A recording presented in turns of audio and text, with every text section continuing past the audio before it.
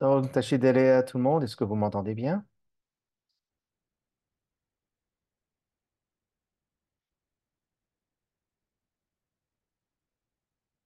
Donc, il y a déjà quelques questions qui avaient été posées hier. Je voudrais- je vais commencer par répondre aux questions, parce que sinon, ça fera beaucoup de questions à la fin. Donc, je vais déjà répondre aux questions qui ont été posées hier, et on continuera. Donc, la première question est la suivante. Par rapport à la traduction des quatre dharmas de Gampopa,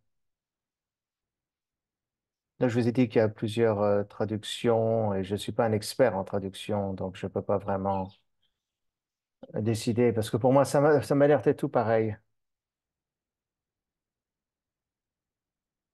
Le premier qui est L'osso Shuro Général tout seul. On m'a dit, j'ai vu une autre version de la traduction pour la fin des deux dharmas de Gampopa. Pour le premier, c'est accordez-moi vos bénédictions, de sorte à ce que mon écrit, c'est que puisse se tourner vers le dharma, et l'autre, ou le deuxième, ce serait qu'il ne fasse un avec le dharma. Euh, donc, l'Ocho c'est littéralement, hein, ça veut dire puisse mon esprit. Dros, ça veut dire aller, c'est le verbe aller.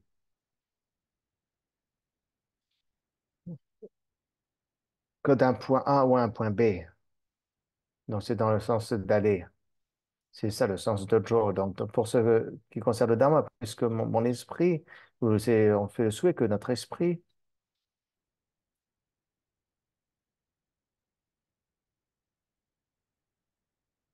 c'est que son esprit se tourne vers le Dharma. Être un avec le Dharma, c'est à peu près la même chose.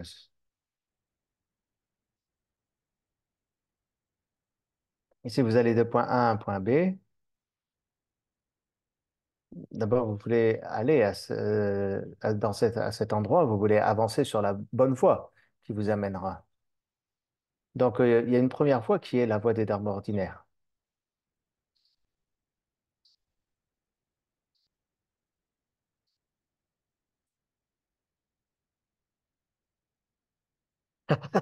C'est Zoom me demande de passer le AI compagnon, l'intelligence artificielle. Et il faut simplement oublier ça.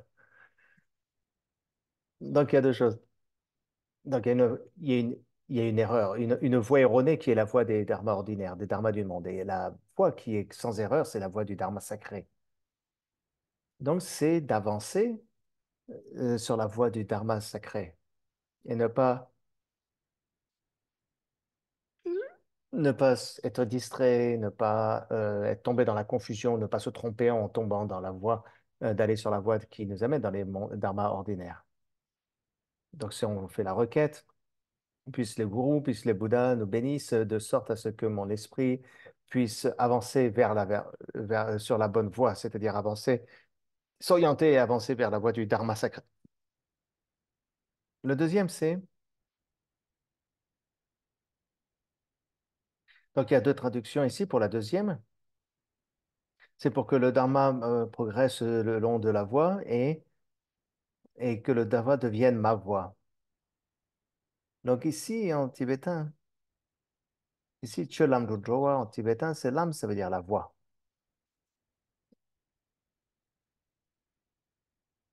C'est aussi dans le sens de succès, réussir. C'est plus moins pratique que réussir. Par exemple, je décide, je décide d'à partir d'ici, de partir d'ici et d'aller. Donc, je suis ici en Himachal Pradesh, en Inde, et je veux aller à Delhi. Donc, il me faut d'abord décider de prendre la route qui m'amène à Delhi. Donc, ça, c'est la première chose. On s'engage sur la voie, la bonne voie. Mais une fois qu'on s'en va sur la bonne voie, il faut réussir, avoir du succès. C'est-à-dire réussir à aller jusqu'à Delhi, aller jusqu'au bout, de ne pas être distrait, de ne pas passer par des détours, de ne pas avoir d'obstacles. Donc, euh, je veux atteindre Delhi Je veux réussir à atteindre Delhi. Donc, c'est ce que l'on veut dire dans cette deuxième pratique. Donc, on veut, pour pouvoir obtenir notre résultat, qui est l'éveil, on souhaite que la voie soit libre dans deux voies. Donc, Dieu, c'est le dharma.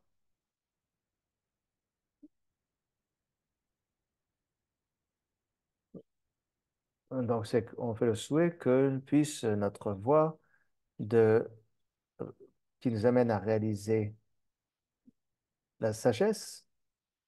Donc, même si on est entré sur cette voie du dharma sacré, on fait le souhait qu'on puisse avancer le long de la voie de sorte à ce que l'on puisse obtenir notre résultat.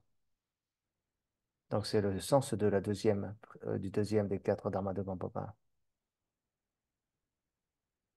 Donc, maintenant que je vous ai expliqué ça, vous pouvez regarder quelle est la compréhension, quelle est la traduction qui vous correspond le mieux.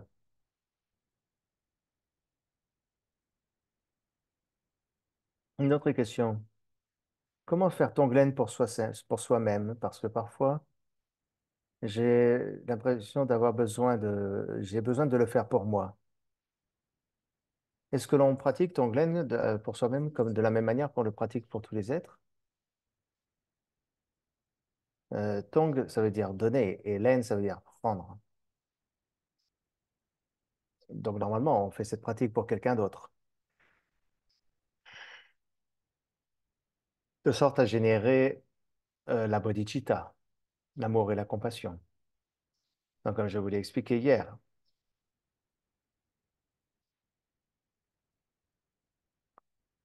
parfois les gens, comme je vous l'ai dit hier, parfois certaines personnes, ils ont peur qu'en faisant ces pratiques, ils vont perdre leur propre bien-être. Mais comme je vous l'ai dit, non, ce n'est pas le cas du tout. Il ne faut pas avoir peur de perdre quoi que ce soit en donnant son bonheur. Et, et pour que faire un bon tonglen, il faut d'abord commencer par pratique. La première des pratiques, c'est celle de l'amour et de la compassion. Donc, vous pouvez pratiquer en pensant à tous les êtres, en souhaitant le bonheur et l'amour et la compassion pour tous les êtres, et en commençant et en incluant soi-même, parce qu'on fait partie des êtres. Donc, on peut faire cette pratique en s'incluant soi-même et souhaiter être heureux. Mais simplement savoir que simplement souhaiter être heureux, ce n'est pas suffit, parce qu'il faut aussi comprendre quelles sont les conditions à réunir pour obtenir le bonheur. Et reconnaître cela, développer cela, comprendre quelles sont les véritables causes qui nous amènent au bonheur et développer la force intérieure pour créer ces causes. Il en va de même pour la souffrance. Reconnaître véritablement ce qu'est la souffrance. Il y a beaucoup de personnes qui ont peur, qui essayent d'éviter la souffrance parce que c'est quelque chose de négatif. Mais si vous évitez quelque chose, vous n'arrivez pas le moyen de le dépasser. Donc la première chose pour pouvoir dépasser ou pour pouvoir régler un problème, c'est de l'accepter, de le comprendre, de le reconnaître et de le comprendre.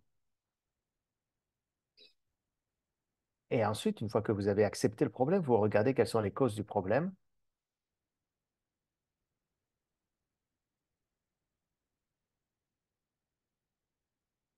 Donc une fois qu'on a bien compris, pour soi-même que l'on veut tous être heureux et que l'on ne veut pas souffrir, il faut comprendre, il faut d'abord reconnaître cela et comprendre quelles sont les causes. Donc une fois qu'on a vraiment reconnu que l'on souffre, par exemple, on va essayer de chercher quelles sont les causes de la souffrance et comment travailler pour éradiquer ces causes afin d'être libre de la souffrance. Donc là, ce sont les pratiques que l'on fait pour l'amour et la compassion envers soi-même. Une fois que l'on a appliqué cela pour soi-même, on ouvre cette réflexion à nos proches, puis après des personnes un peu plus éloignées, puis de notre propre société. Puis petit à petit, on étend cet amour, cette réflexion sur l'amour et la compassion sur toute l'humanité, tous les êtres. Et c'est progressivement, et ensuite progressivement, on passera à la pratique de Tonglen. Troisième question, hein?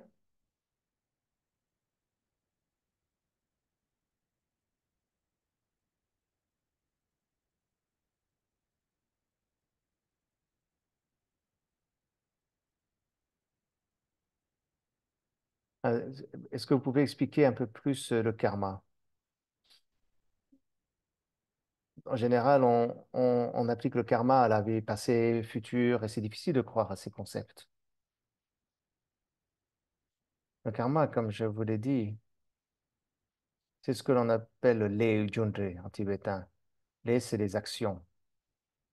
Et chaque action a une cause et un effet. Donc, c'est le karma. Il n'y a rien qui se produit sans cause et il n'y a aucun effet qui n'a pas une cause. Il n'y a aucune cause qui ne crée pas d'effet. Donc, c'est ce que l'on parle des actions. Et tout est changeant, comme on l'a vu, hein, tout est changeant instant après instant.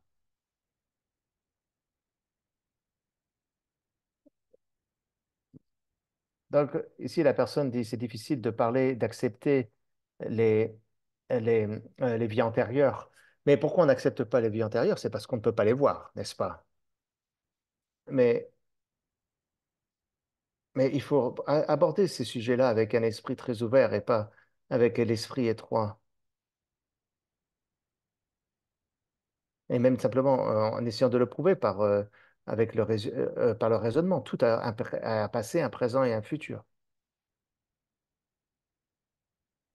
Hier n'existe pas s'il n'y avait pas, s'il n'y a pas aujourd'hui, s'il n'y a pas hier, il n'y aura pas demain s'il n'y a pas aujourd'hui. C'est aussi simple que ça. Donc aujourd'hui, vous êtes là et vous ne pouvez pas vous dire qu'il n'y a pas de demain. Je ne crois pas en demain.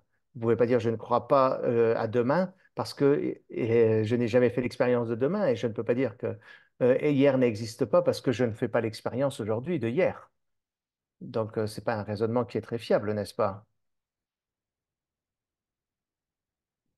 Il y a certaines pensées que nous avions hier, et nous avons un autre type de pensée aujourd'hui. Et bien sûr, vous ne pouvez pas vous rappeler de toutes les pensées que vous avez. Vous ne pouvez pas vous rappeler toutes les pensées que vous aviez hier, aujourd'hui. Mais ça ne veut pas dire que hier, vous n'aviez pas de pensée. C'est pas parce que vous ne pouvez pas aujourd'hui vous rappeler à quoi vous pensez hier que vous n'avez pas pensé hier. Donc, il faut essayer d'aborder ce sujet du karma avec un esprit ouvert et essayer d'utiliser ce type de raisonnement, plutôt que de dire, OK, puisque je ne vois pas, ça n'existe pas. Donc, cela fait depuis des centaines d'années,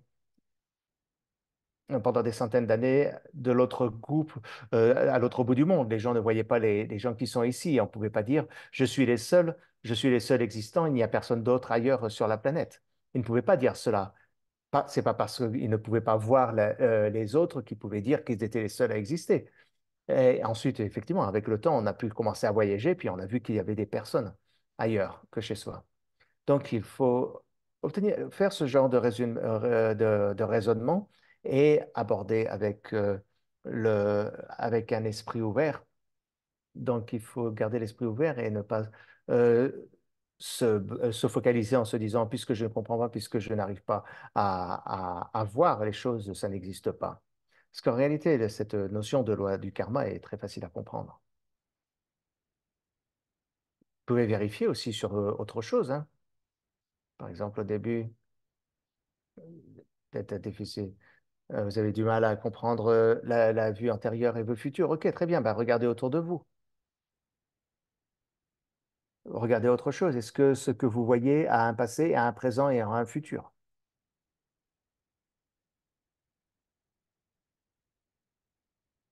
Par exemple, vous achetez une très belle fleur, vous achetez des fleurs au marché et vous les mettez dans votre chambre. Et donc, vous pouvez voir, aujourd'hui, elle est dans votre chambre, mais elle n'est pas venue de rien. Elle était ailleurs avant d'être dans votre chambre. Et avant d'être au marché, elle était dans une ferme où elle était dans un champ dans lequel elle était plantée. Donc, chaque chose a son passé. Alors, le présent, c'est ce que l'on peut voir. On peut voir la fleur. Et demain, à l'avenir, donc petit à petit, la fleur va s'assécher et va disparaître. Donc ça, c'est un fait, le passé, présent et le futur. Donc c'est ainsi que tout change. Donc,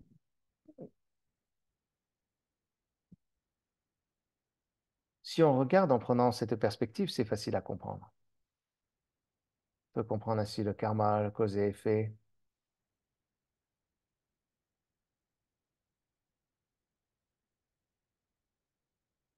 Peut-être que vous pouvez comprendre, obtenir, en réfléchissant ainsi, avoir une idée de ce que c'est que le karma, cause et effet. Je suis sûr que vous comprenez si vous faites vous-même la propre analyse.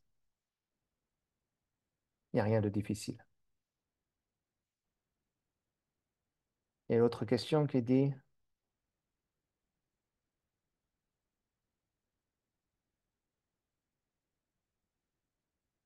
par exemple, quand on médite et qu'on observe les sensations, ce que je pense aux sensations au sommet de ma tête, après cette méditation, je me sens un petit peu, là, j'ai la tête qui tourne. Est-ce que ça fait un problème? Euh, oui, beaucoup de personnes font cette expérience. Il n'y a rien de mal à cela. Euh, Peut-être parce que vous êtes un peu trop tendu, vous mettez un peu trop de pression dans votre méditation, vous essayez trop dur de méditer, vous mettez trop d'énergie dans votre méditation. Donc c'est pour ça que je dis qu'au début, il est important de se détendre et après de faire le shamatha.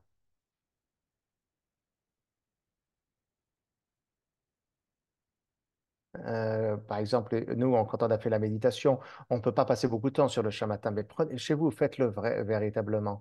Prenez le temps, c'est-à-dire, et faites la pratique en tant que pratique, vraiment pour une pratique, pas simplement pour faire une routine quotidienne. Donc, vous prenez plus de temps pour poser votre esprit, pour détendre votre corps. Et après, vous pouvez passer à cette méditation, par exemple, d'observer les sensations au sommet de la tête.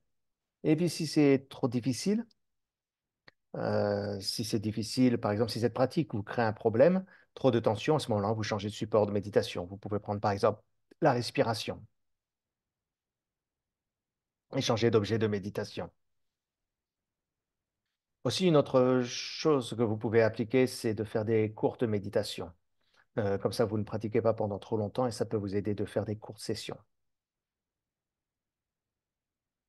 Donc, je pense que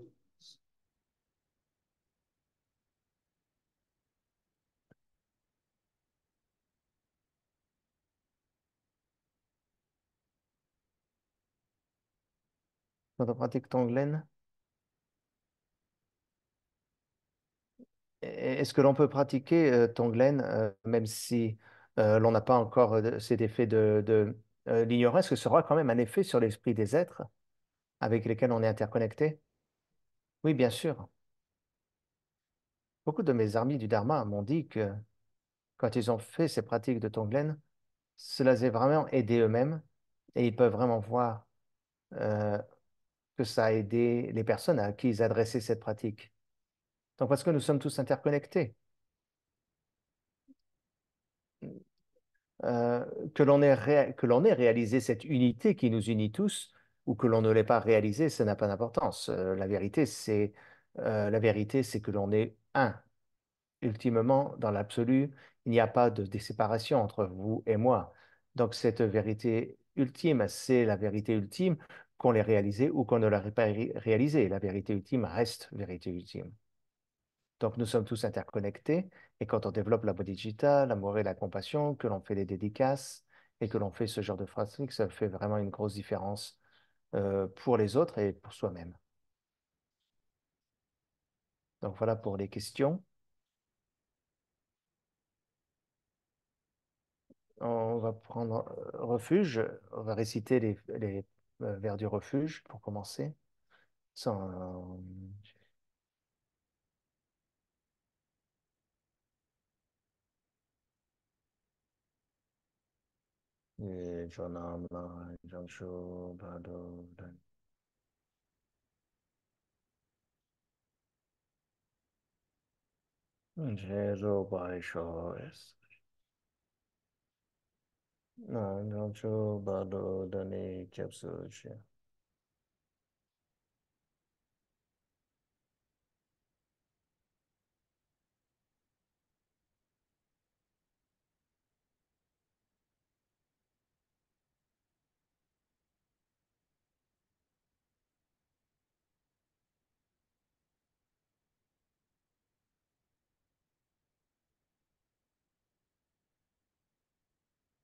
après avoir commencé par le refuge et la bodhicitta,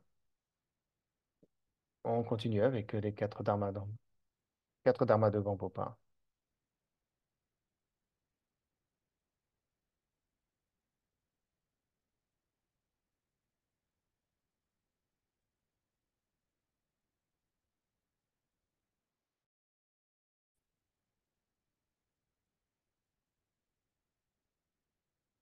Donc aujourd'hui, nous abordons pour commencer le troisième des dharmas Gampopa, c'est accorder vos bénédictions pour que la voix clarifie ou dissipe la confusion.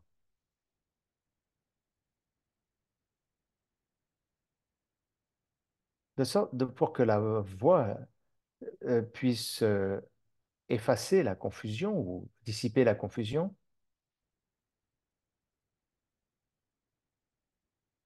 l'on peut faire de la pratique les pratiques, donc les pratiques de phase de création et phase de perfection.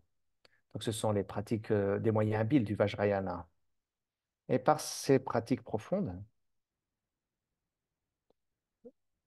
l'on va transformer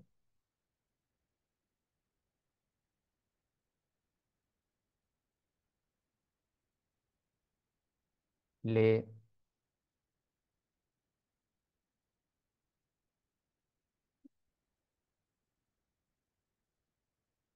les,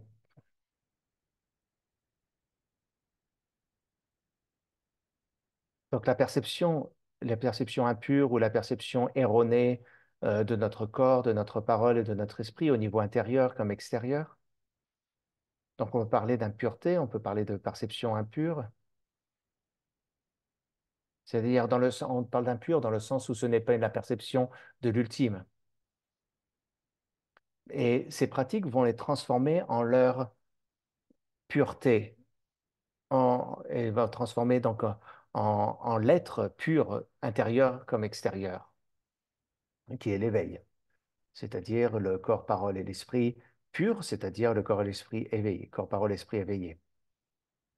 Donc, sous l'emprise de la confusion, de l'ignorance, on s'accroche au monde extérieur et à aux êtres qui l'habitent comme étant existants véritablement, comme étant permanents, comme étant singuliers, comme étant une réalité permanente, singulière, véritable.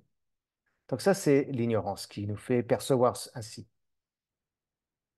Et on pense que tout est indépendant, que chaque chose existe de manière indépendante, que tout est permanent, que rien ne change, que tout est solide, etc. On s'accroche à cela. Et c'est ce que l'on perçoit et on se fixe là-dessus.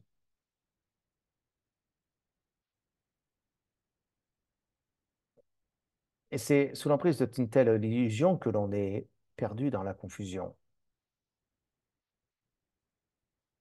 Cependant, il nous est possible de transformer.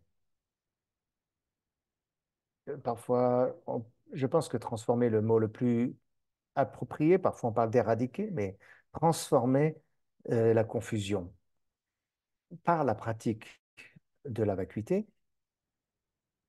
mais cela va nous prendre beaucoup de temps,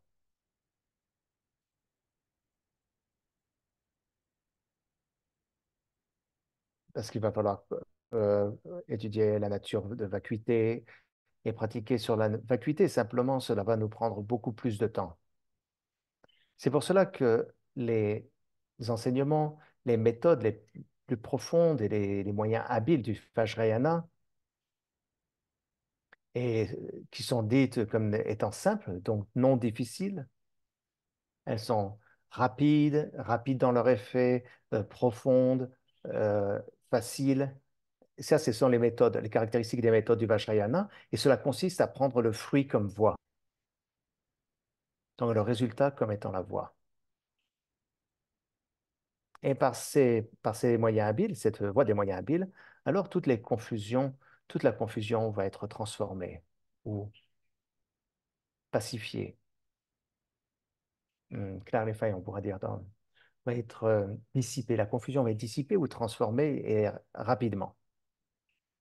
Donc la confusion, c'est quoi? C'est la confusion qui nous fait considérer le monde extérieur et les individus qui habitent ce monde comme étant impurs, comme étant véritablement existants, solides, unitaires, etc. Tout cela va se transformer en leur pureté intérieure, en leur véritable pureté absolue de l'être pur, ou la pureté de l'être absolu, qui est la séparabilité de l'union, de la vacuité des apparences, pardon, l'union de la vacuité des apparences, ce que l'on appelle Nang Tong Sunjuk en tibétain, c'est-à-dire Nang, l'apparence, Tong, la vacuité, et l'union des apparences et de la vacuité.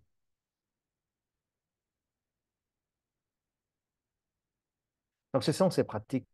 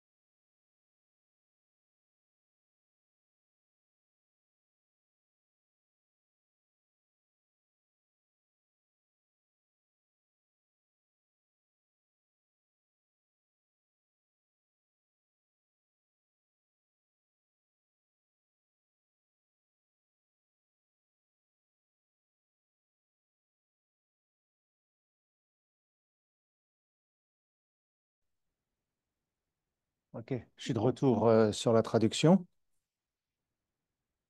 Donc, la voie la plus profonde pour transformer euh, la quatrième quatre dharmas des quatre dharmas de Gampopa, le quatrième, c'est la voie du Mahamudra, c'est-à-dire de faire en sorte que l'illusion, la confusion se manifeste en tant que sagesse primordiale.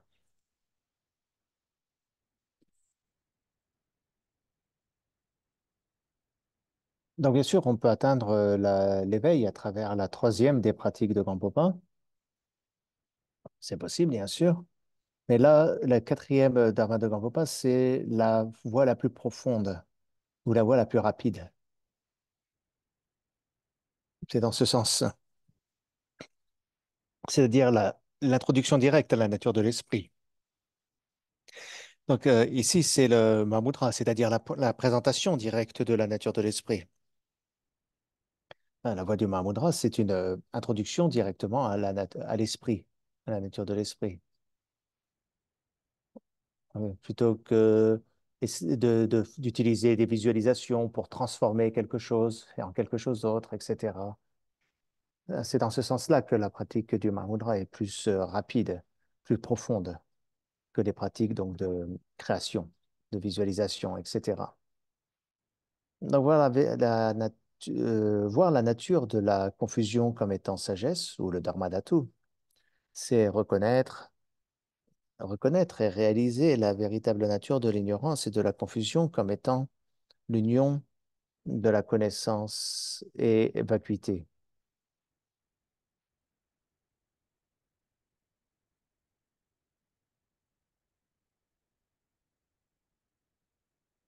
Donc, par exemple,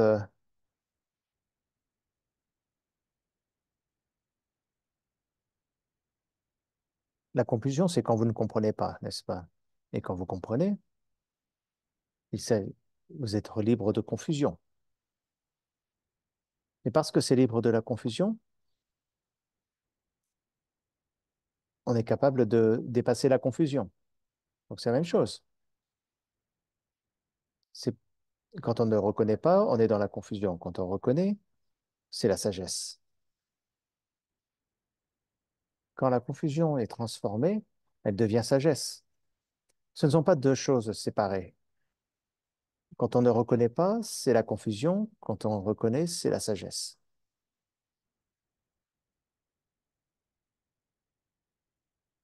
Et, it is itself, c'est soi-même. C'est ce que c'est, qu'on le reconnaisse ou qu'on ne le reconnaisse pas, la sagesse, c'est la sagesse. Euh, la nature de Bouddha, notre potentiel illimité, l'état absolu, la perfection intrinsèque de toute chose ne change pas. Et quand vous ne le comprenez pas, quand vous le reconnaissez pas, quand vous comprenez pas cela, vous êtes dans la confusion et vous êtes dans la non-reconnaissance. Mais quand vous reconnaissez ou vous le réalisez, alors cela se transforme en la sagesse de la réalisation. Donc c'est une seule chose qui est ce qu'elle est et qui a toujours été ce qu'elle est. Donc ce n'est pas quelque chose que l'on doit ramener ou qu'on doit ajouter quelque chose de l'extérieur ou qu'on doit en retirer quelque chose de l'intérieur pour que ça devienne. Ça a toujours été. De la même manière de l'or, quand de l'or est recouvert de terre ou de saleté, alors on ne voit pas, on ne reconnaît pas l'or. Mais ça ne veut pas dire que l'or n'est pas l'or. Mais on ne peut pas le reconnaître comme étant de l'or. Par contre, le- quand on nettoie toute la saleté, l'or que l'on obtient a toujours été de l'or. Donc ce matériau précieux a toujours été de l'or. Mais quand il est recouvert de saleté ou de boue, on ne voit pas les qualités de l'or. Et c'est pas parce que l'on ne voit pas les qualités de l'or que l'or a perdu ses qualités. Parce que les qualités de l'or ont toujours été présentes. Pourquoi? Parce que l'or a toujours été de l'or. Donc de la même manière, par exemple, prenons cette bouteille. Ce flacon, il est là. Mais maintenant, donc voilà, ce flacon, c'est, disons, notre nature de Bouddha, la réalisation. Et temporairement, c'est recouvert. Alors, c'est recouvert par notre ignorance, par nos obscurcissements. Donc, les obscurcissements, l'ignorance, c'est percevoir les choses comme étant solides, indépendantes, permanentes, singulières, etc., etc. Donc, ça, c'est l'esprit confus. L'esprit dans la confusion, parce que l'esprit dans la confusion ne peut pas voir la réalité. Mais ça ne veut pas dire que ce n'est pas là. Donc, par ces pratiques, par les introductions directes comme le Mahoula, l'introduction directe à ce que c'est vraiment, on va pouvoir défaire la confusion et on va voir ce qui a toujours été là. Ce n'est pas que cette nature ultime, comme ici, ce flacon a été perdu temporairement, il a toujours été là, mais il était recouvert. Donc, c'est ce qui se passe lorsque l'on a les introductions à la nature de l'esprit, notre propre esprit, ou la vérité ultime, la réalité ultime ou vérité ultime. Donc, toutes les saletés qui sont cette fixation sur la dualité, sur la solidité, qui nous empêche de réaliser notre véritable nature, qui est le Bouddha, qui est présent en chacun d'entre nous.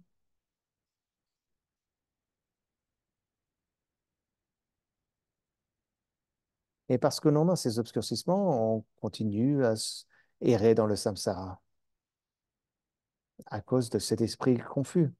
Mais quand on réalise cela, on dit que le samsara et le nirvana ne font qu'un. Vous avez déjà sûrement entendu cela, j'en suis sûr. Euh, quand ce n'est pas réalisé, c'est le samsara, et les êtres qui sont dans cette confusion sont appelés des êtres vivants, des êtres sensibles. Mais quand c'est réalisé, mais quand la même chose est réalisée, on n'a rien d'autre que la bouddhéité, l'éveil, ou les êtres éveillés. Notre esprit et la nature de Bouddha ne sont pas deux entités séparées. Nous ne possédons pas deux esprits. Quand notre esprit est dans l'illusion, on l'appelle l'esprit d'un être vivant. Mais quand l'esprit n'est pas dans l'illusion, on l'appelle Bouddha, l'éveil, l'éveillé. La nature de Bouddha est donc est la qualité originelle non erronée de notre esprit, qui a toujours été présente, qu'on la reconnaisse ou qu'on ne la reconnaisse pas. Elle est omniprésente, toujours présente. Donc, il en est ainsi.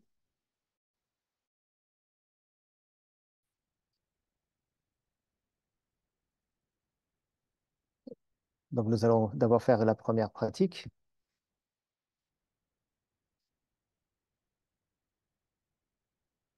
donc la pratique de phase de génération et de la phase de création et phase de perfection.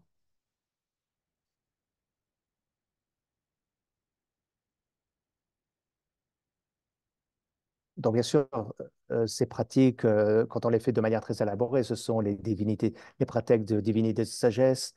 Pour cela, il nous faut recevoir les initiations, les instructions de ces divinités respectives. Mais ce que l'on va faire aujourd'hui, c'est on va faire la même type de pratique, mais plus selon l'aspect de refuge, prendre refuge, recevoir les bénédictions en utilisant les visualisations. Donc, on va utiliser aujourd'hui la pratique d'Avalokiteshvara. Donc, on visualise Avalokiteshvara, Chenrezi, en face de nous, et on s'imagine aussi soi-même présent avec tous les êtres qui nous entourent.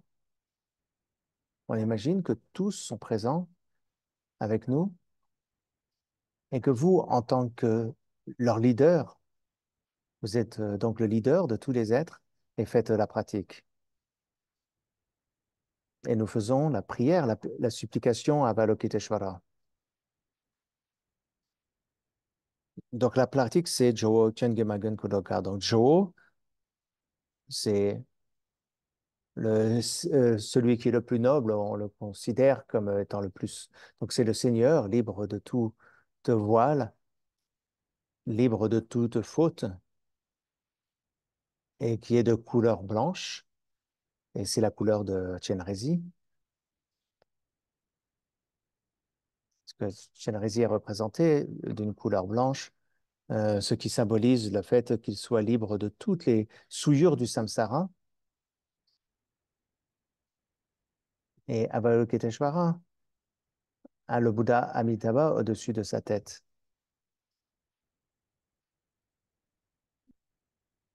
Donc, c'est le Bouddha principal de la famille du lotus et Avalokiteshvara en fait partie.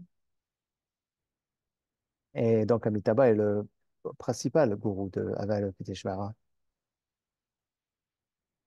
Dans la famille Padma,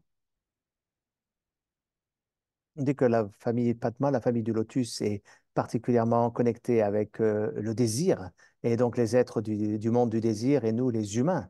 On dit que on est en tant qu'être humain parce que l'on a bien sûr toutes sortes d'émotions, etc. Mais toute l'émotion perturbatrice qui domine chez l'être humain, c'est le désir. Parce que l'humain a beaucoup de désirs, beaucoup d'attachements. Et c'est pour cela que on prend, c'est parce qu'on a l'émotion qui domine comme étant le désir et l'attachement que l'on prend renaissance en tant qu'être humain dans le samsara. Et par conséquent, Amitabha et Avalokiteshvara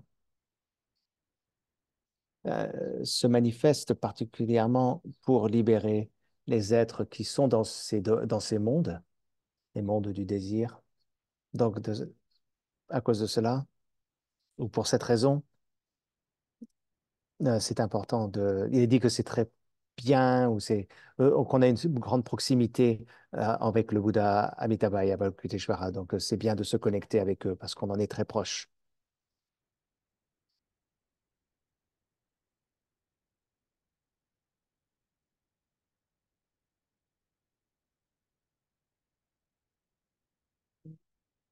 Ensuite, la prière, la supplique continue en disant Tuji Shenge Dolazit, c'est-à-dire par votre esprit d'amour et de compassion, veuillez regarder bénir tous les êtres. Donc, bien sûr, quand on parle, vous regardez ou vous contemplez tous les êtres avec les yeux de la compassion. Tous les êtres, nous, on en fait partie.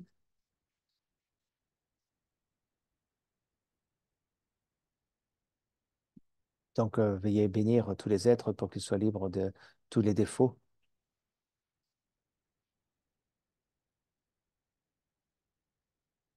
Ou alors, et on fait aussi la demande pour que Shinrazi nous bénisse de sorte à ce que l'on puisse se développer la sagesse qui nous permette de voir tous nos défauts,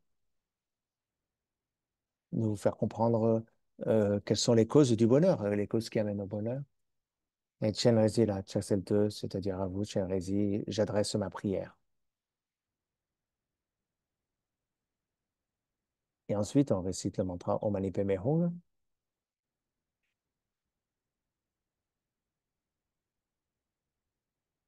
Quand vous récitez la prière, vous visualisez qu'en face de vous, il y a Shinrazi.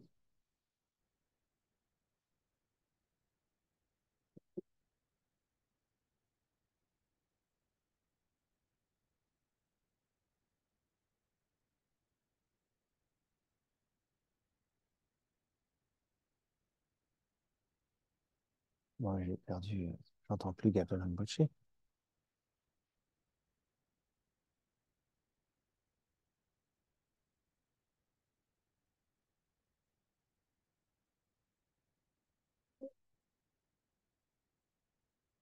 Donc, on fait cette supplication à Chenrezi et on pense que de son corps émane de la lumière qui va nous toucher et touche tous les êtres et purifie tous leurs obscurcissements.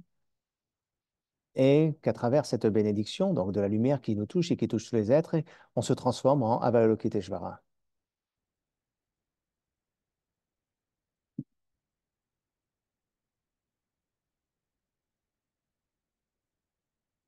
Et ainsi aussi, ça pénètre la lumière, hein, pénètre tout l'univers et tout l'univers devient le mandala de Chenrezi.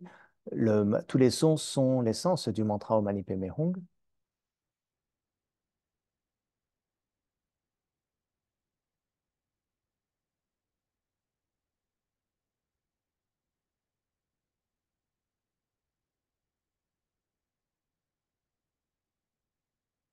Non, là, ça va plus là.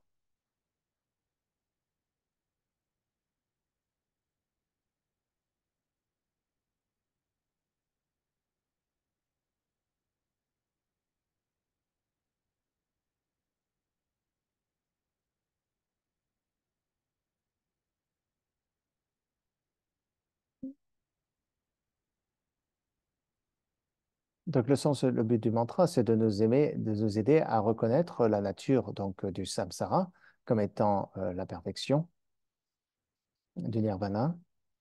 Donc, on pense que le mantra Om Mani Padme Hum, la 6 syllabes qui représentent les 6 royaumes, ou l'essence des 6 royaumes, et qui libère les êtres de 6 royaumes, ou des 6 mondes d'existence.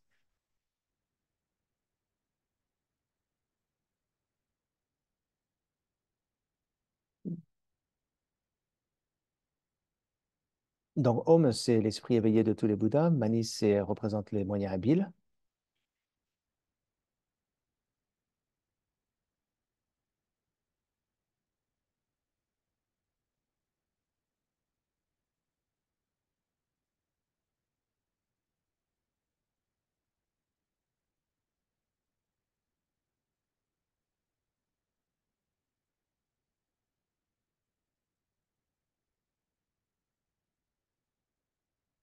Hein,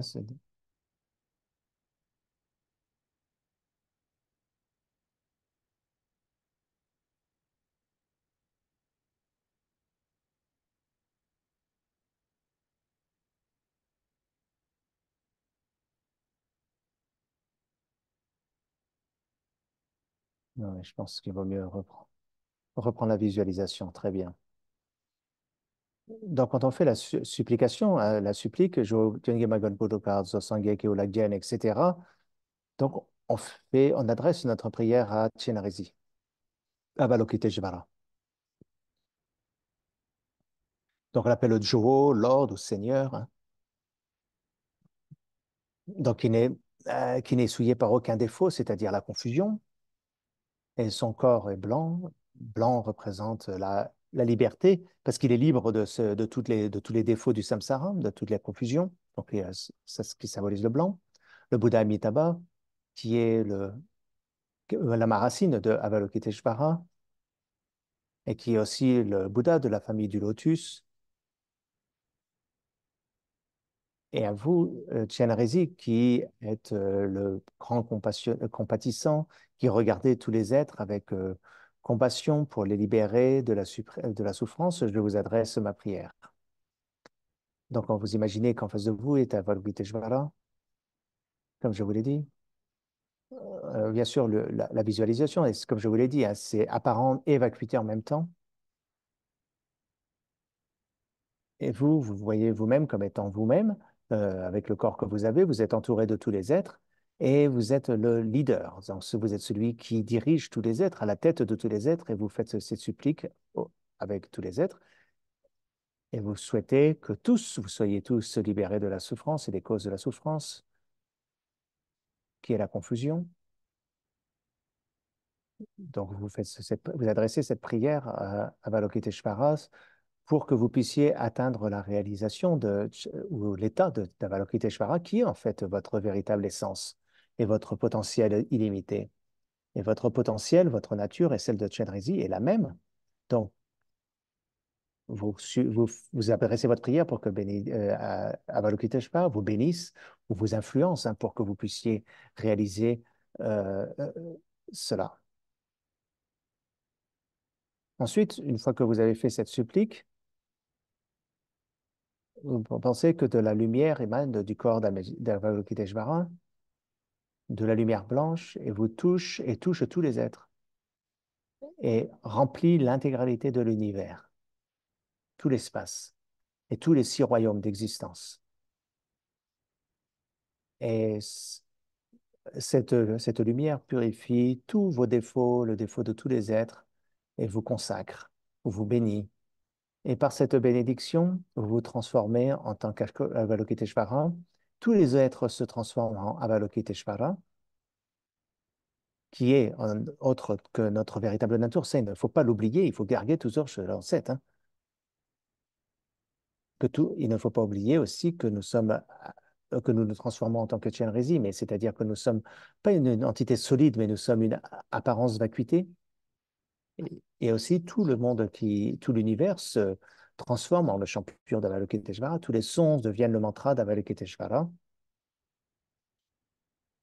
Et ensuite, on fait la récitation d'Oma Dipe Meong et on maintient l'esprit dans un état de samadhi. Donc, ce samadhi qui s'applique à cette méditation, c'est-à-dire c'est la méditation en tant que telle. Donc, le mantra Om Mani Padme Hum Om représente corps, parole, esprit des êtres éveillés. Mani représente les moyens habiles. Peme représente la sagesse. Donc, ce sont Mani, ce sont les moyens habiles. Et Pema, c'est-à-dire représente la sagesse, la nature de vacuité. Et Hung, c'est l'activité de l'éveil, des êtres éveillés. Donc, c'est un mantra. Le mantra, c'est Yi-Chop, ça veut dire c'est ce qui va vous protéger ou qui va libérer votre esprit, c'est-à-dire ce qui va libérer votre esprit qui est dans l'illusion en tant qu'esprit libéré et non confus, éveillé.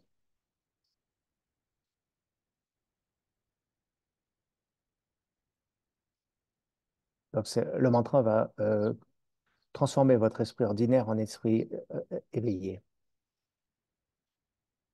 Et on le réalise en pratiquant l'union de méthode et de la vacuité. Donc, c'est dans ce sens-là que l'on pratique en récitant Mani Padme Hum.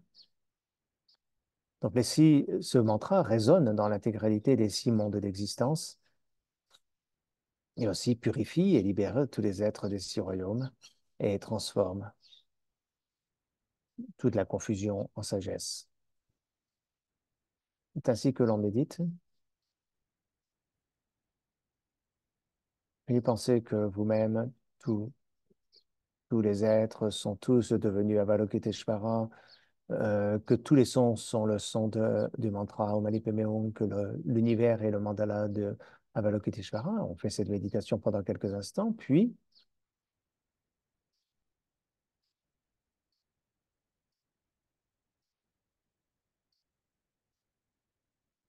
après avoir fait cette visualisation, vous vous maintenez dans cet état, dans ce samadhi, dans cette méditation.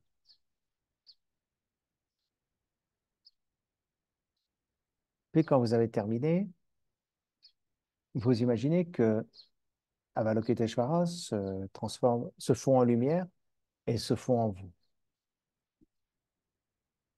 Ou se dissout en vous et Avalokiteshvara, vous êtes inséparables. Votre corps, votre parole et votre esprit ne font qu'un avec le corps, la parole et l'esprit d'Avalokiteshvara.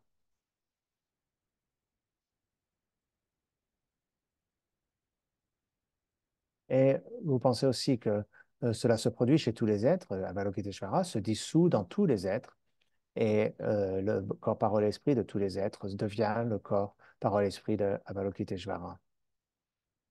Et c'est en maintenant cet état, on fait la dété efficace. Par cette vérité, puissais-je rapidement tenir l'état de Chenrezig et rapidement les amener tous à cet état sans en omettre un seul. Donc, puissais-je amener tous les êtres, chaque être. Donc, every single being, ici, c'est-à-dire tous les êtres sans la moindre exception, littéralement tibétain, sans la moindre exception, à ce même état, c'est-à-dire à l'état de réalisation d'Avalokiteshvara. Donc, nous allons faire cette courte pratique. On commence bien sûr par le refuge et bodhicitta, et on finit par la conclusion, une fois. Refuge et bodhicitta.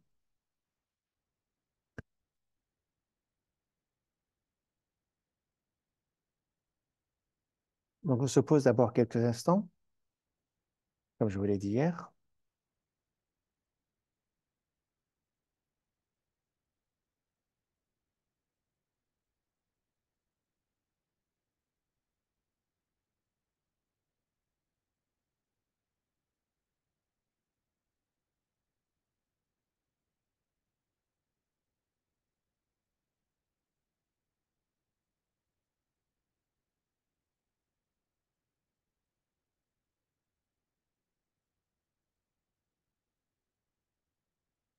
Donc, on prend refuge dans le Bouddha Dharma Sangha, ce qui représente nos qualités innées. Et pour pouvoir réaliser le potentiel que nous possédons tous en nous, nous prenons refuge dans le Bouddha, le Dharma et le Sangha.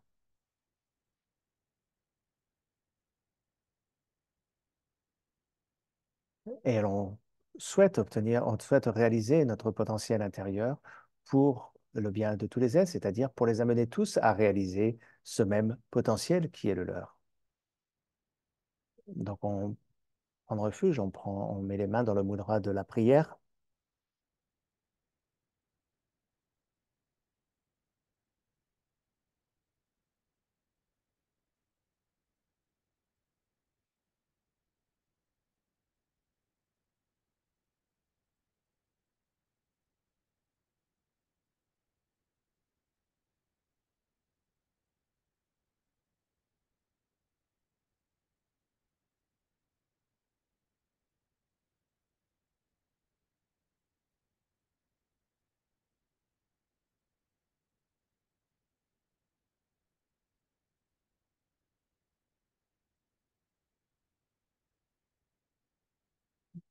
En faisant la pratique, on garde les mains dans le mudra de la méditation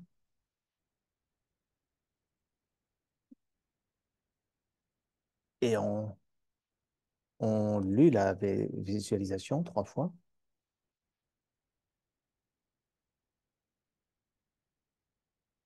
Et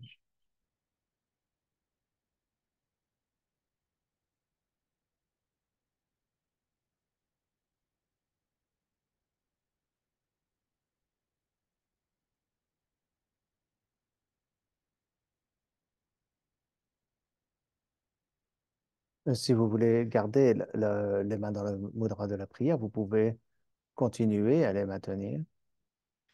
Le sang qui ura gen tuje chengri ora si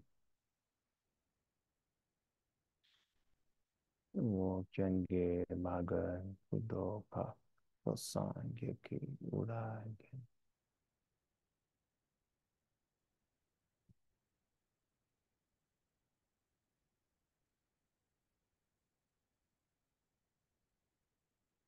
Ensuite, posez vos mains dans le mudra de la méditation du samadhi pour réciter le mantra Om Mani Padme Hum.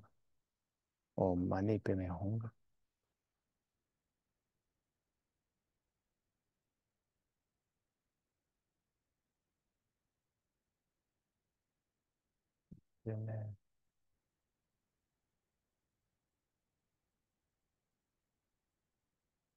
Maintenant, on récite chacun à son propre rythme le mantra Om Mani Padme Hum. Om Mani Padme Hum. Om Mani Padme Hum. Et vous faites la visualisation telle que je vous l'ai expliqué.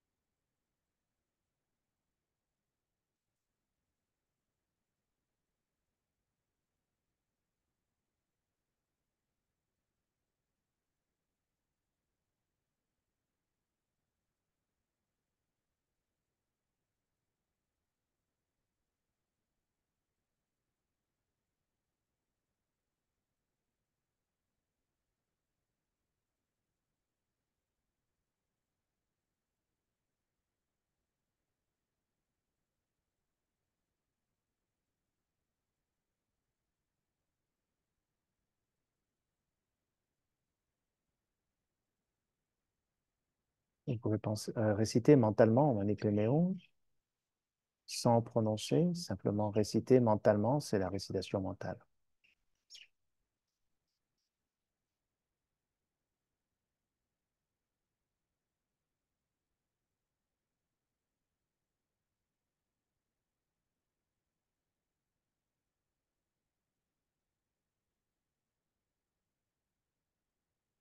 Donc, votre méditation mentale, la récitation mentale que vous faites, elle est basée sur la bodhicitta. et en même temps, vous maintenez la Tlailagal, c'est-à-dire la- la- l'orgueil de la fierté de la divinité, c'est-à-dire que vous imaginez comme étant Avalokiteshvara dans sa grande perfection, entouré de tous les êtres qui sont maintenant Avalokiteshvara, et que tout votre univers, tout l'univers est le, le mandala de Avalokiteshvara et tous les sons sont les sons du mantra Om Mani Padme Hum. Et se maintient dans cet état d'esprit et on récite mentalement Om Mani Padme Hum.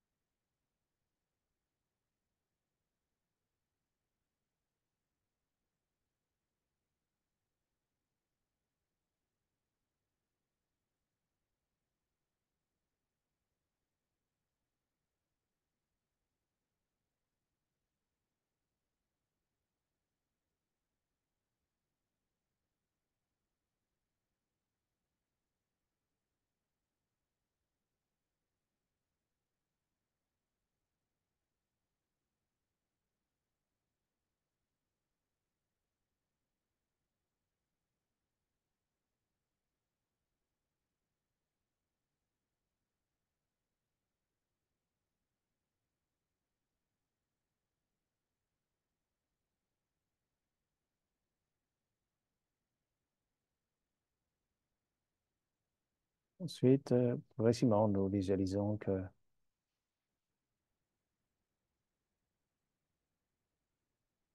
donc tout, tout Chenrezi et tout ce que l'on a visualisé, tous les êtres qui sont Chenrezi se dissous en soi, en nous. Donc, l'on se dissout en la nature de vacuité.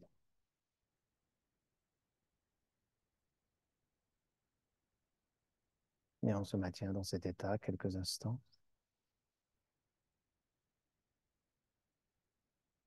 Puis, quand une pensée s'élève, on se retransforme à nouveau en tant qu'Avalokiteshvara. Tous les êtres comme étant Avalokiteshvara, tout l'environnement comme étant le champ pur d'Avalokiteshvara. Les sons sont le sang pur du mantra d'Avalokiteshvara. Et dans cet état de méditation, nous faisons la courte dédicace.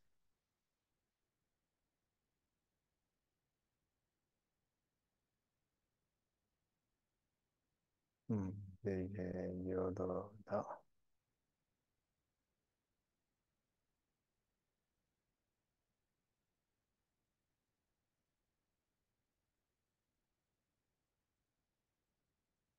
On se maintient dans cet état d'esprit, dans cet état de méditation pendant quelques instants.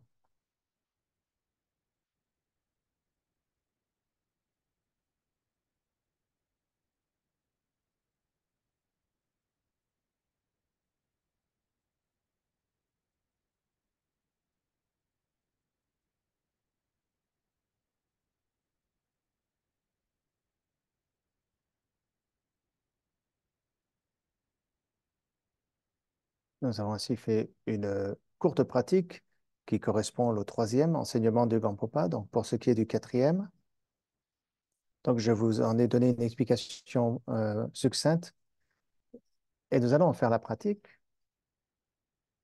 C'est-à-dire que nous allons méditer.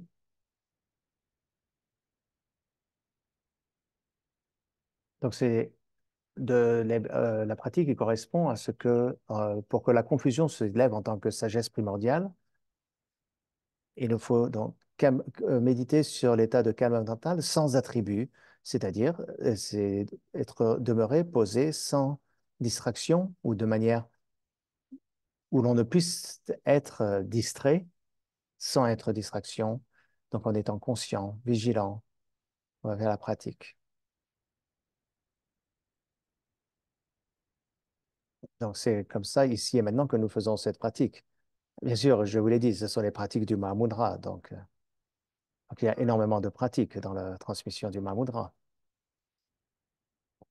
Il y a beaucoup d'étapes très profondes dans la pratique du Mahamudra.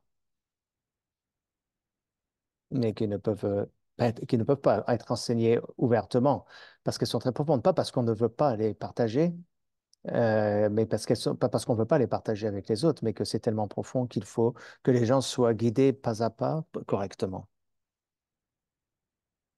Donc, pour nous, nous allons aujourd'hui pratiquer le calme mental sans attribut et on va rester posé ainsi, dans cet état de conscience. Donc, de même comme pour les autres pratiques, on se pose quelques instants.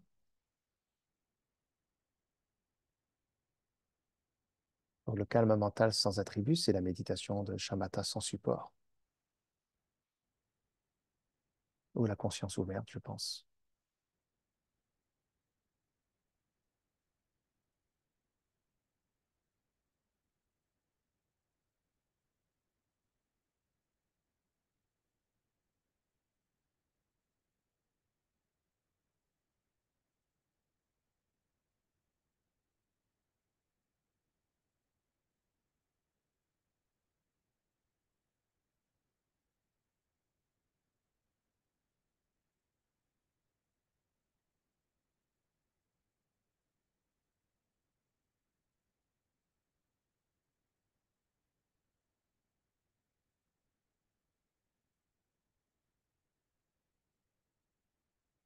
Maintenant, on fait une courte méditation de shamatha basée sur la respiration. Donc, on est conscient de notre respiration. On utilise la respiration comme étant le support de notre conscience. On fait cette méditation quelques instants. Vous soyez simplement conscient de votre du va-et-vient du souffle.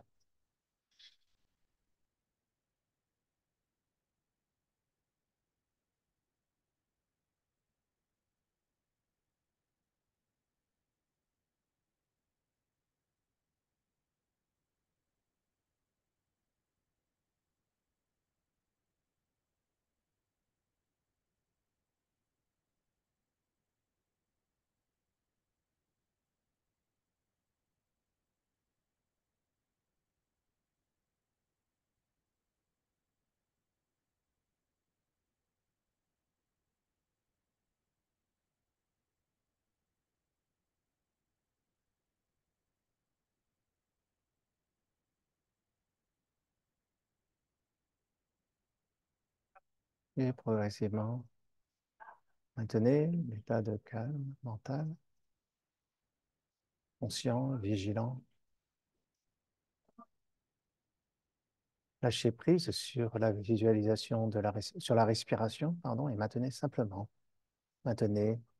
l'état de calme mental tel quel,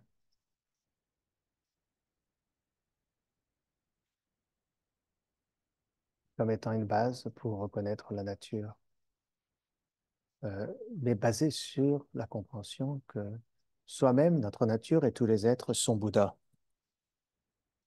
et qu'il n'y a rien à faire, il n'y a rien à fabriquer, à créer, il n'y a rien à, il n'y a rien à rejeter, ou il n'y a rien à produire, simplement rester posé, l'esprit en tant que ce qu'il est, notre état d'être le plus naturel qu'il soit. Restez simplement dans cet état. Posez-vous dans cet état et maintenez cet état.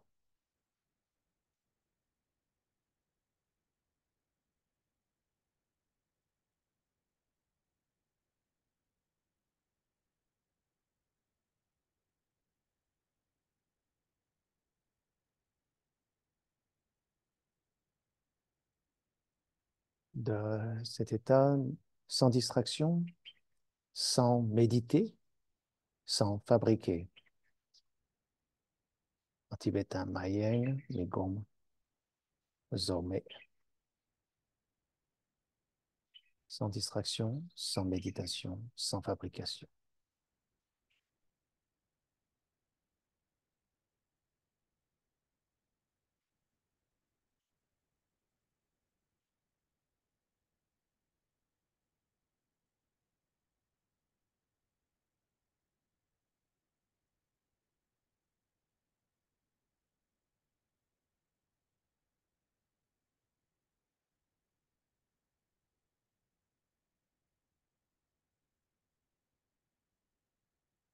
Ceci est le fondement de toutes les pratiques du Mahamudra. Maintenez cet état et l'on fait la dédicace.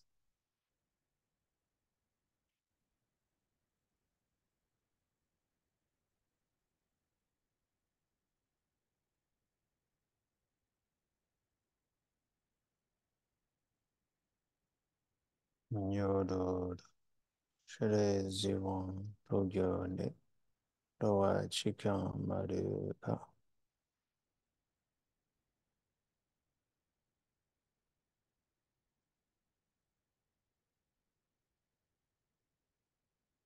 On pourrait aussi dire Chagachempo Dogyone, c'est-à-dire remplacer puis Shenrezi par le Mahamudra, puisque c'est la pratique de Mahamudra. Donc, par cette vertu, puisse-je réaliser l'état de Mahamudra et amener tous les êtres sans exception dans ce même état. Posez-vous quelques instants.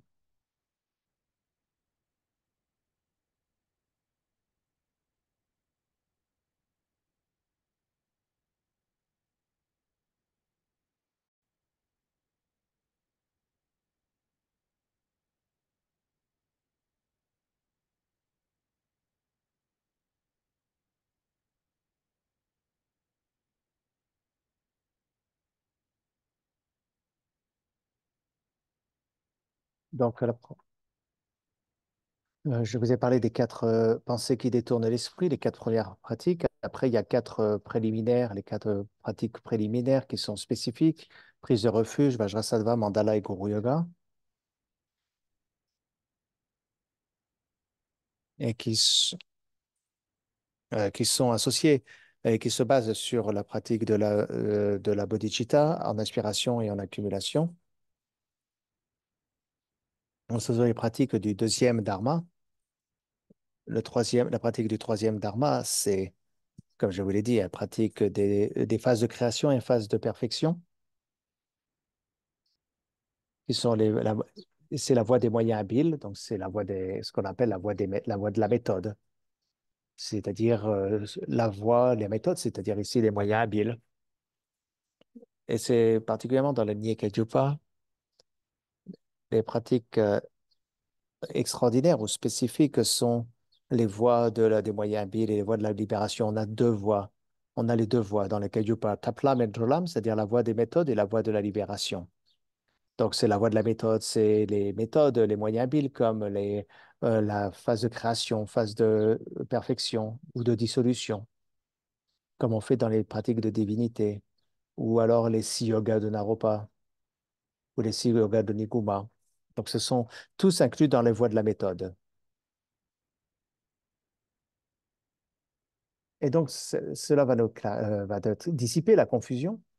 Mais en plus de cela, il y a en plus des pratiques de perfection, l'on pourra faire l'expérience de la, de la sagesse primordiale sublime de la félicité vide.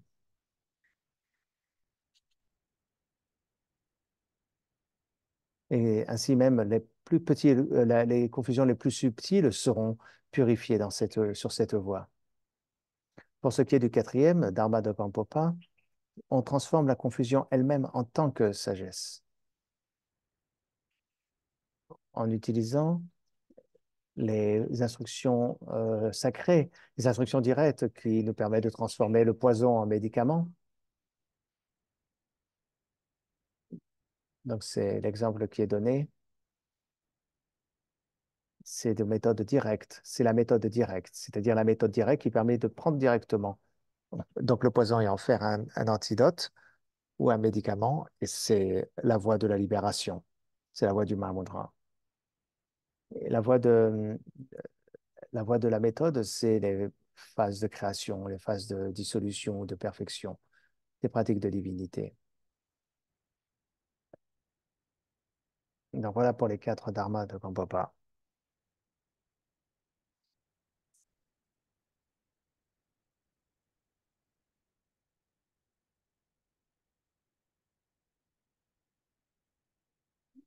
Dans cette pratique des quatre dharmas de Gampopa, Euh, je vais en faire. Donc, pour faire un résumé, d'abord, il faut que notre esprit se tourne vers le Dharma.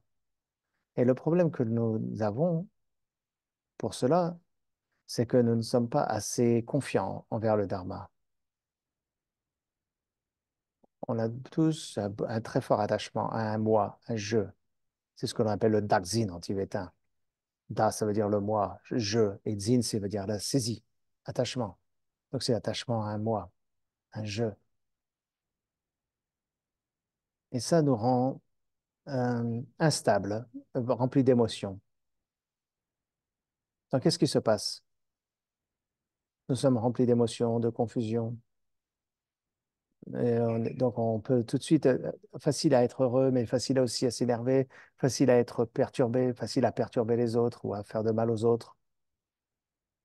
Pourquoi? Parce que nous sommes sous l'emprise des émotions perturbatrices. Et Ah.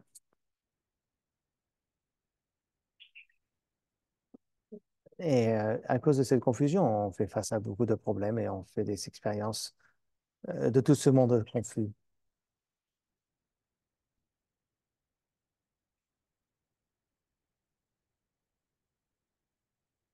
Et donc, parce que l'on a ces obscurcissements, on n'arrive pas à tourner notre esprit vers le véritable dharma, un dharma authentique.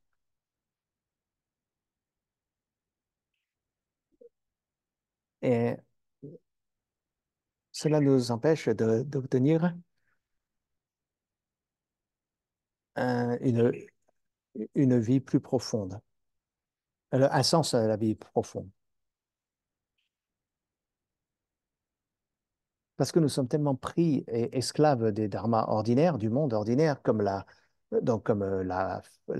célébrité, le pouvoir, etc. Et cela nous amène beaucoup de souffrance. Donc, pour que notre esprit se tourne vers le dharma sacré, un dharma qui est beaucoup plus profond et qui donne un sens plus profond à notre vie, il est important de contempler et de méditer sur ce que je vous ai dit, l'impermanence et le karma, ses causes et ses effets.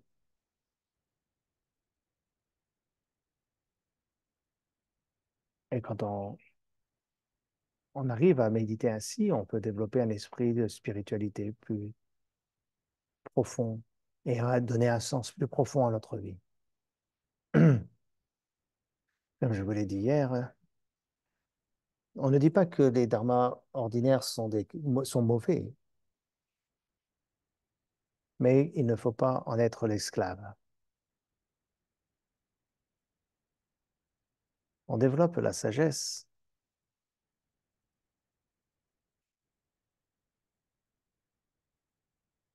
Donc, on développe la sagesse qui comprend la véritable nature de phénomènes ordinaires, c'est-à-dire qui sont impermanents, qui sont changeants, qui sont toujours changeants et qui donc ne peuvent pas nous amener au bonheur éternel. La célébrité, l'argent, le pouvoir, tout ça ne peut pas nous y amener parce qu'ils sont changeants. Ils changent tout le temps et encore et encore. Mais si on les considère comme étant solides, permanents, qui ne changeront jamais, etc., c'est l'ignorance. Et l'ignorance nous amène à beaucoup de problèmes. Ça crée beaucoup de problèmes.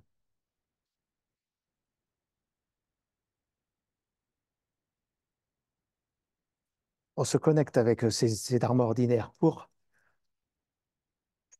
être heureux et pour ne plus souffrir, mais l'effet, c'est que ça nous amène plus de problèmes et de souffrances. Par contre, si l'on reconnaît un peu plus notre vérité profonde, la vérité plus profonde des choses, alors on n'est plus l'esclave de ces dharmas ordinaires. Et à ce moment-là, vous pourrez effectivement utiliser les dharmas ordinaires et en tirer le meilleur sans en être l'esclave.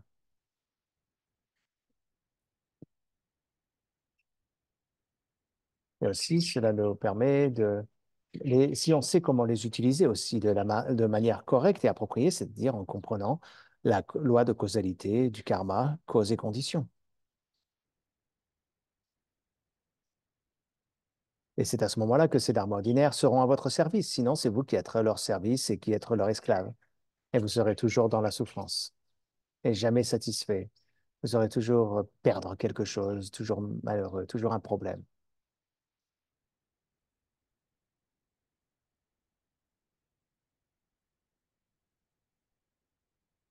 Donc même si le dharma, que vous avez donc l'esprit qui est orienté vers le dharma sacré, mais pour que votre pratique soit encore plus profond, que votre pratique et que votre vie ait encore plus de sens, il est important de développer l'amour, la compassion et la bodhicitta. Et quand on a vraiment la bodhicitta, alors notre vie a vraiment du sens, un sens beaucoup plus profond. Donc c'est pour ça que c'est très important de développer l'amour et la compassion, parce que ce sont les composants essentiels de notre véritable nature. Nous ne sommes pas, int- nous ne sommes pas négatifs intérieurement. Nous sommes positifs, nous sommes beaux, nous sommes parfaits, nous sommes bons, nous sommes aimants, nous sommes compassionnés, nous sommes gentils. Ça, c'est notre véritable nature. Mais quand on le réalise, quand on ne le réalise pas, qu'on ne le reconnaît pas, de par cette ignorance, on est enchaîné par nos émotions, par nos défauts et nos émotions perturbatrices. Donc, c'est très important de développer et de travailler en direction, de développer notre essence, c'est-à-dire développer l'amour et la compassion, s'appuyer sur l'amour et la compassion. Et en plus de cela, avec la compréhension de la vacuité, la nature de la vacuité, la nature de l'interdépendance, on pourra réaliser que tous les phénomènes intérieurs et extérieurs sont vacuités comme une illusion, comme un rêve. Alors notre esprit peut véritablement recevoir les bénédictions et le dharma nous progressera sur la voie. Notre dharma progressera sur la voie.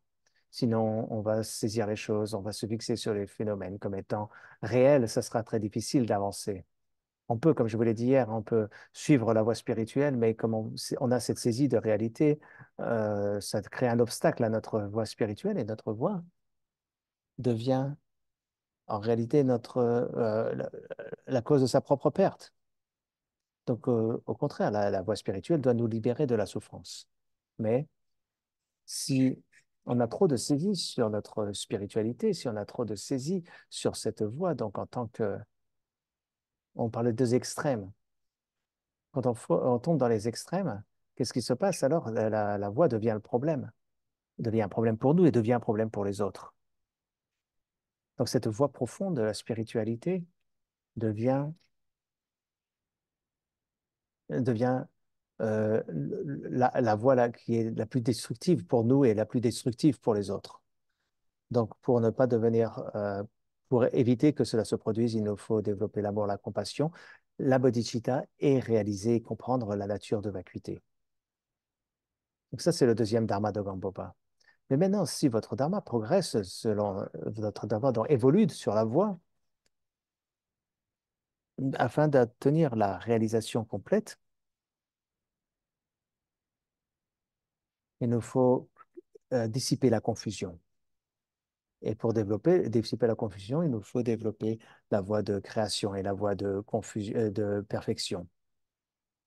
C'est-à-dire, par exemple, pratiquer les trois méthodes que l'on utilise dans l'imagination, comme je vous ai expliqué. Donc, vous pouvez travailler donc les visualisations, vous pouvez travailler sur la phase de perfection en utilisant le corps subtil et les deux comme étant inséparables de la vacuité. Donc, on a ces trois méthodes. Quand on pratique ainsi, on obtient la réalisation totale, l'éveil complet, par dissiper toute la confusion. Ensuite, le quatrième dharma de Gampopa, ces moyens habiles sont merveilleuses. Mais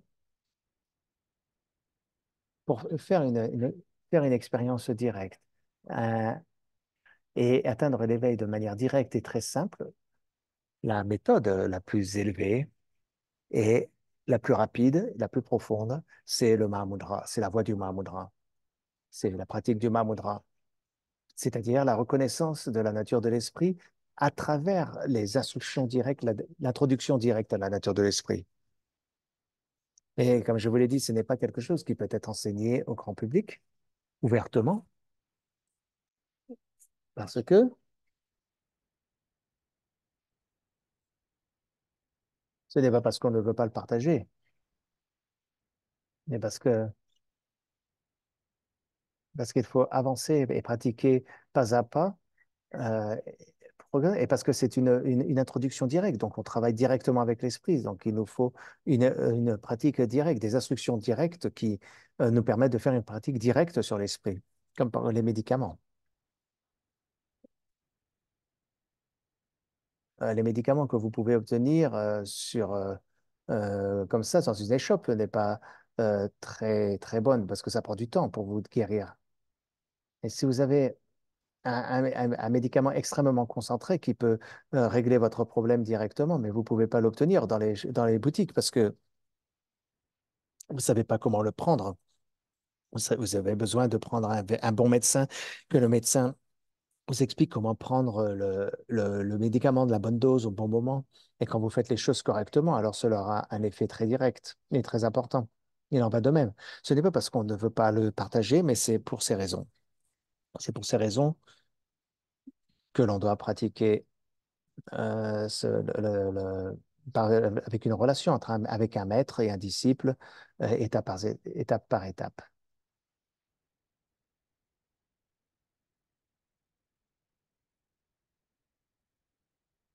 Et ici, la pratique, c'est reconnaître directement la nature de l'esprit. Donc, la nature de notre esprit et la nature aussi de toute chose comme étant euh, la perfection ultime, toujours présente. C'est la nature illimitée de la bouddhéité. Donc, c'est ce en quoi consiste la pratique du Mahamudra. Ici et maintenant, tout est parfait. Nous et notre environnement est parfait. Il a toujours été parfait, mais il nous faut le reconnaître. Pour l'instant, nous sommes obscurcis par l'ignorance à cause de nos fixations, parce qu'on a cette fixation sur la dualité, les sections sur une réalité solide qui nous obscurcit et qui nous empêche de reconnaître, de réaliser notre véritable nature. Pour vous donner un autre exemple, le soleil. Quand le ciel est euh, quand le ciel est recouvert par les nuages, on ne peut pas voir le ciel et on ne peut pas, pardon, quand le soleil est recouvert de nuages, on ne peut pas recevoir la lumière du soleil et sa chaleur, mais ça ne veut pas dire que le soleil n'est pas là. Le soleil a toujours été là et ses qualités sont toujours présentes avec lui, mais temporairement obscurcies euh, par les nuages, ce qui fait qu'on ne peut pas le voir, on ne peut pas en faire l'expérience directe. Il en va de même pour notre nature de Bouddha, notre sagesse primordiale est toujours présente, comme le soleil, mais qu'on la reconnaisse ou qu'on ne la reconnaisse pas, parce que vous avez ces émotions perturbatrices, et c'est à cause de ça que vous ne pouvez pas reconnaître votre véritable nature. Les émotions perturbatrices sont comme ces nuages qui nous empêchent de voir, de reconnaître le ciel, le soleil. Et le fait de ne pas reconnaître quelque chose, ça ne veut pas dire que ce n'est pas là, que ça n'existe pas. Au contraire, ça a toujours été présent. Et quand on le reconnaît, on est éveillé. Quand on ne le reconnaît pas, on est des êtres sensibles dans le samsara.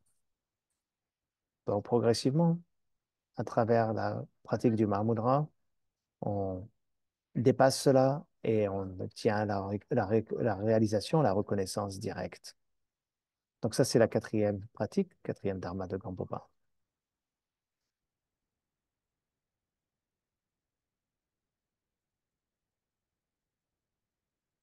On va peut-être s'arrêter ici. Est-ce qu'il y a des questions?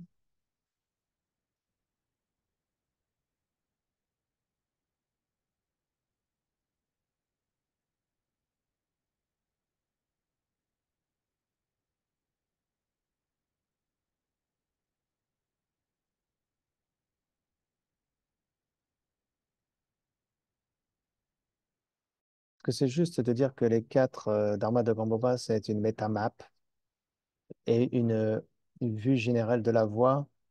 Le premier dharma inclut les pratiques de motivation, Le Sagan Dharma, c'est les accumulations de pratiques. Les deux incluent les Nandro et le troisième, c'est les pratiques de transformation qui incluent les tantras. Et la quatrième partie, ce sont les pratiques de libération qui incluent le Mahamudra.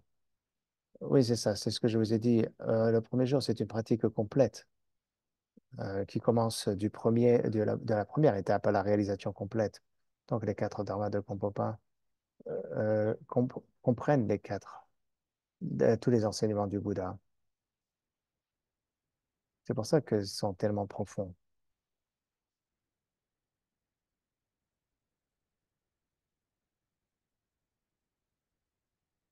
Donc, voilà.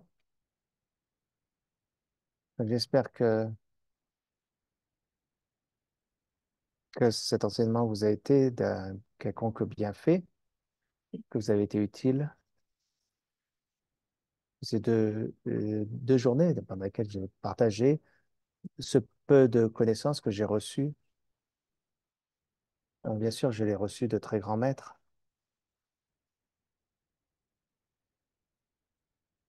Et ce que je vous dis, c'est limité par ma propre compréhension. Et en fonction de ma compréhension limitée, je l'ai partagé avec vous. Mais pas simplement, je n'ai pas voulu donner un enseignement analytique, mais aussi je voulais y inclure de la méditation et que nous puissions, et je souhaitais que l'on puisse pratiquer pour chacun de ces enseignements.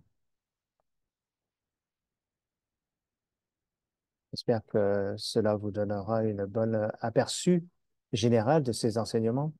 Je veux remercier Dharma Friends of Israel qui ont fait cette première, qui ont d'abord commencé par faire qui ont fait la requête de cet enseignement, puis après d'autres Dharma Friends du monde, de d'autres pays ont aussi euh, fait la requête de se joindre à l'enseignement, que je leur enseigne aussi, ont montré leur intérêt.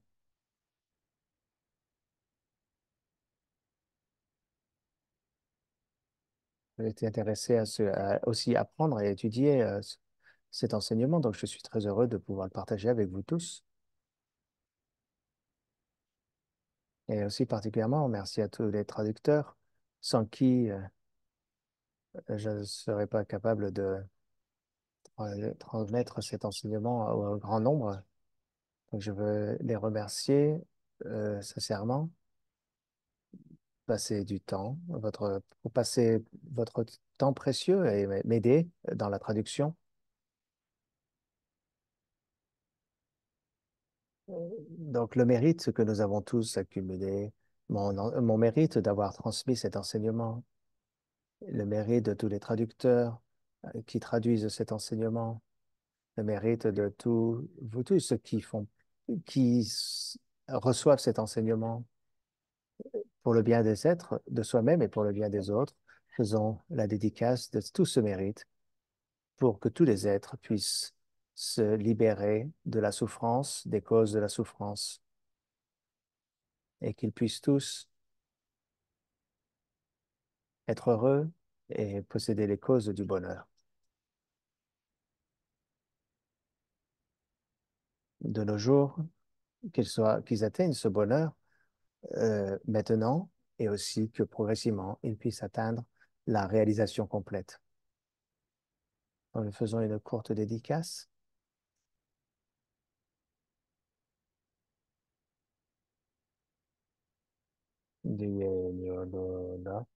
Ya Chempo Dogyone Dowa Shikyam Maleba Deye Sala Gopa Shum.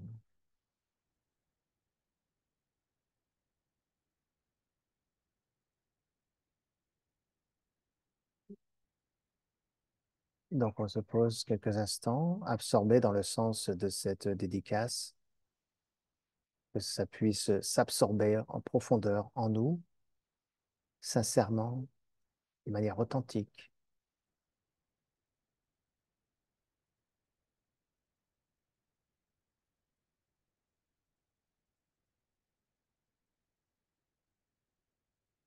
Merci